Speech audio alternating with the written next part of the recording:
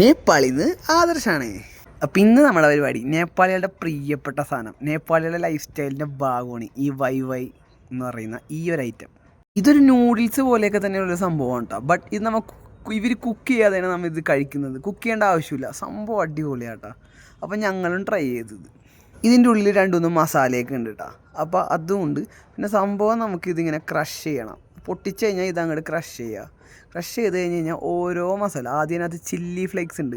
അപ്പോൾ എരിവ് ഇഷ്ടപ്പെടുന്നവരാണെന്നുണ്ടെങ്കിൽ അതങ്ങോട്ട് ആഡ് ചെയ്യുക. എന്നിട്ട് ഒന്ന് നല്ല രീതിയിൽ മിക്സ് ചെയ്ത് കൊടുക്കുക. നൂഡിൽസ് പോലെയൊക്കെ തന്നെയാണ് കാണാനും ഇരിക്കുന്നത്. അത് കഴിഞ്ഞ് കഴിഞ്ഞാൽ പിന്നെ ഉള്ളത് ഒരു ഫ്ലേവറിന് വേണ്ടി ആഡ് ചെയ്യുന്നതാണ്. അപ്പോൾ ഫ്ലേവർ കൂടുതൽ വേണ്ടവർക്ക് അത് ആവശ്യത്തിനനുസരിച്ച് അതും ആഡ് ചെയ്യുക.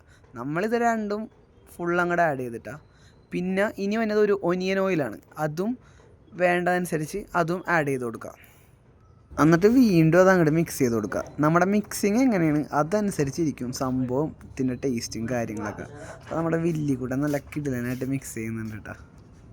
ഇവിടെ ഇത് പ്ലേറ്റിലേക്ക് ആക്കുന്ന ശീലമൊന്നുമില്ല കേട്ടോ. ബട്ട് നമ്മളിത് വീഡിയോയ്ക്ക് വേണ്ടി പ്ലേറ്റിലേക്ക് ആക്കിയിട്ടൊക്കെയാണ് കഴിക്കാൻ പോകുന്നത്. അങ്ങനെ ഇതാണ് ഇതിൻ്റെ പ്രിപ്പറേഷൻ. കൂടുതലൊന്നും പറയാനില്ല, സംഭവം അടിപൊളിയാണ്. അതുകൊണ്ട് തന്നെയാണ് ഇവിടെ ഇതെല്ലാവരുടെയും പ്രിയപ്പെട്ടതായത്.